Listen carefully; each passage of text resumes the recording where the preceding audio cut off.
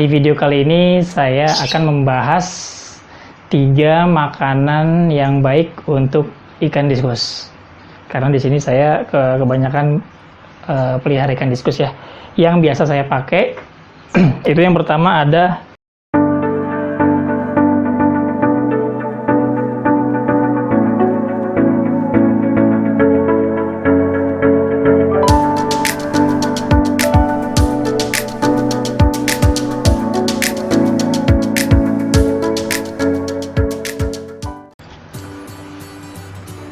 ya.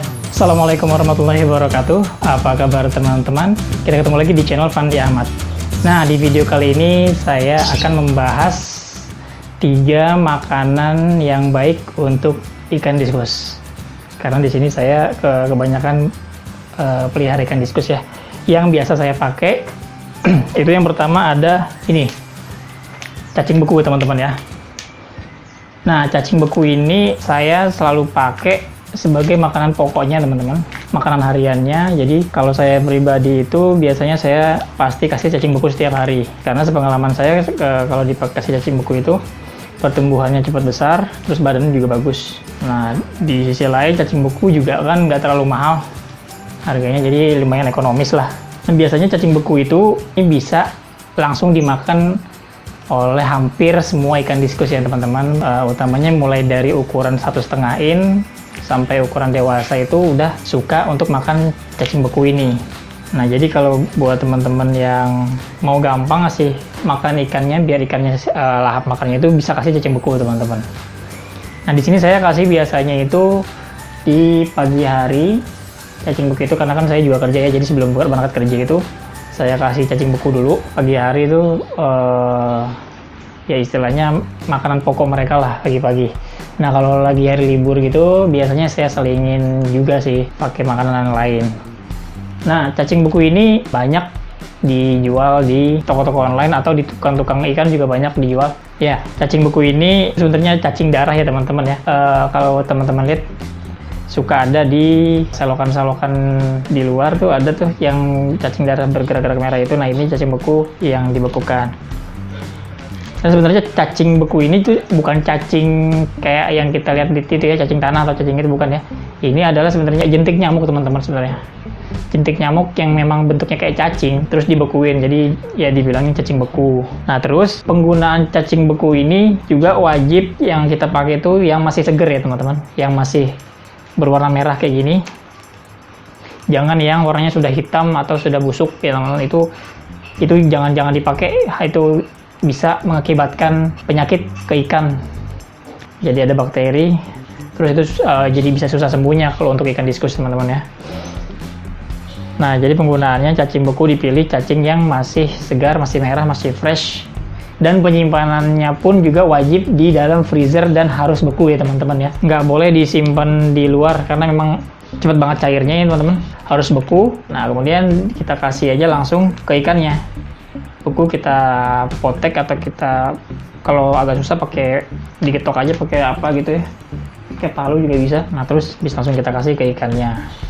Nah, kalau mau lebih bagus lagi, kalau teman-teman ada waktu bisa dipilihin cacing bekunya yang masih segar-segar gitu. Nanti kan kita rendam di air tuh kelihatan cacing beku itu yang masih segar yang mana, terus yang udah ngambang-ngambang itu biasanya yang udah agak busuk ya teman-teman. Yang penting kita lihat aja keseluruhannya itu masih merah atau udah menghitam.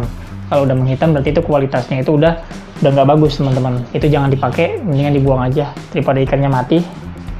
Kayak gitu. Nah, kemudian yang kedua yang biasa saya pakai itu untuk makanan ikan diskus harian saya itu ini teman-teman, burger ya. Burger ikan. Burger ini terbuat dari jantung sapi, olahan jantung sapi sama udang sama vitamin dan sayuran dan lain-lain. Ini fungsinya juga bagus, bisa mempercepat pertumbuhan ikan teman-teman ya. Jadi burger itu ada beberapa jenis, ada yang burger merah. Ini burger merah berarti dikasih tambahan pewarna merah biar ikannya cepat keluar warna merahnya. Nah, kalau ini burger hijau, burger spirulina, fungsinya itu bisa untuk semua warna ikan teman-teman ya. Kalau yang merah ini tadi kan cuma untuk warna dasar merah aja, ikan-ikan warna dasar merah. Nah, kalau yang burger hijau, spirulina hampir sama kayak fungsi burger polos ya teman-teman. Karena di sini fungsi spirulina itu bisa meningkatkan pigmen warna di semua jenis ikan. Biasanya juga di koi juga pakai spirulina gitu, ini bagus juga. terus bisa juga pakai buat jeloan. Nah, burger ini kalau misalkan teman-teman mau coba bikin, ada di video-video saya, nanti ada di atas ini. Linknya silahkan ditonton aja, dipelajari. Bagus banget ini untuk mempercepat pertumbuhan ikan diskusnya. Nah, kalau yang di sini karena warnanya beragam, ada merah, ada kuning, ada biru, ada putih. Nah, itu biasanya saya kasih yang burger spirulina ini teman-teman, yang warna hijau ini, karena dia bisa untuk semua warna ya. Kalau kita kasih warna yang merah, burger merah ini, nanti yang warna kuning kayak gini itu bisa jadi kemerahan warnanya, jadi kurang bagus, jadi agak orange gitu jadi nantinya. Jadi kuningnya nggak pure. Kayak gitu, yang kayak gini-gini, warna kuning-kuning kayak gini, jadi nanti agak merahan, karena kan efek dari pewarnanya.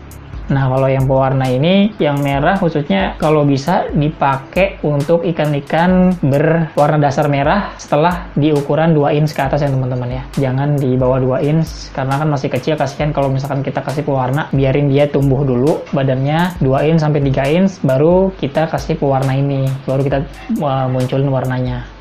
Nah, kalau saya kayak gitu teman-teman. Satu lagi ada burger polos. Burger polos itu ya nggak dikasih campuran apa-apa. Kalau ini kan tadi dikasih campuran spirulina. Terus kalau yang merah ini kan dikasih campuran karopil ya, karopil pink. Kalau burger polos itu nggak pakai campuran itu teman-teman. Cuma pure daging sapi sama udang sama ikan sama macam-macamnya itu tanpa pewarna atau zat tambahan ini teman-teman. Nah, itu yang kedua. Kemudian yang ketiga ada ini teman-teman, saya pakai pelet juga untuk makanan diskus harian saya. Ini pelet sebenarnya untuk selingan aja. Nah, ini saya pakai yang merek Vibrabit. Kebetulan yang biasa saya beli itu yang ukuran besarnya udah habis ya teman-teman ya. Ada yang plastik besar gitu. Nah, sekarang saya kebetulan ada ininya, sampel Vibrabit yang ukuran kecil kayak gini. Saya biasa pakai gini, Vibrabit untuk diskus dari Hikari ya teman-teman ya. Nih, contohnya kayak gini, ini sampel aja. Nah, ini yang saya pakai. Vibrabits ini bentuknya mirip kayak cacing-cacing kecil gitu. Kemudian dia tipenya tipe-tipe yang slow sinking gitu teman-teman. Jadi dia pertama ngambang di atas peletnya, kemudian lama-lama akan tenggelam secara perlahan. Nah, kenapa saya pakai Vibrabits ini? Karena yang sepengalaman saya menggunakan Vibrabit dari Hikari ini, itu bagus buat pertumbuhan semua jenis ikan diskus ya teman-teman ya. Jadi warnanya itu nggak condong ke merah atau nggak condong ke warna tertentu gitu ya. Jadi semua warna bisa makan pelet ini. Kalau ada kan merek-merek tertentu yang pewarna merahnya lebih tinggi kadarnya, jadi menghasilkan warna ikan agak kemerahan. Ya sama kayak tadi itunya, kayak burger merah tadi. Jadi kalau misalkan kita kasih ke ikan warna kuning, itu bisa jadi warnanya dia itu akan lebih ke orange, jadi agak-agak kemerahan gitu teman-teman. Nah, untuk ikan teman-teman yang nggak terlalu suka atau yang belum suka makan pelet, itu nanti akan saya share gimana caranya biar ikan teman-teman mau makan pelet. Ya, ini Vibrabit ini udah saya pakai sejak saya main diskus ya teman-teman ya. Jadi contohnya kayak gini nih, perkembangan ikan-ikan yang pakai pelet Vibrabit. Warnanya itu ya keluar semua sih warnanya. Terus bentuk badannya juga bagus ya, tebal gitu. Vibrabit ini kalau saya pribadi kasih itu ke akuarium sehari sekali aja ya, karena kan diseling juga, diseling sama cacing beku. Atau bisa juga ini buat snack, istilahnya snack ikannya aja, buat selingan mereka. Jadi misalkan paginya udah dikasih cacing beku, terus siangnya bisa dikasih pelet Vibrabit ini teman-teman. Nah, itu 3 makanan ikan diskus yang sering saya pakai. Jadi ada cacing beku, ada burger, ada pelet. Nah, semakin banyak kombinasi yang kita kasih, semakin banyak kombinasi makanan yang ikan makan, itu akan mempercepat pertumbuhannya, terus memperbagus juga ya, memperbagus juga pertumbuhan ikan-ikannya teman-teman. Oke, sekian dulu aja video penjelasan kali ini. Semoga bermanfaat buat teman-teman. Kalau misalkan ada pertanyaan dari teman-teman, silakan ditulis di kolom komentar aja. Insya Allah nanti saya baca, dan kalau saya bisa jawab, saya jawab teman-teman ya. Kemudian jangan lupa di subscribe, di like, kemudian di share ke teman-teman yang lain.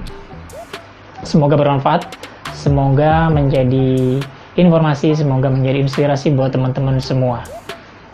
Tetap semangat dalam merawat ikan hiasnya, jangan mudah menyerah, maju bersama lestarikan ikan hias Indonesia.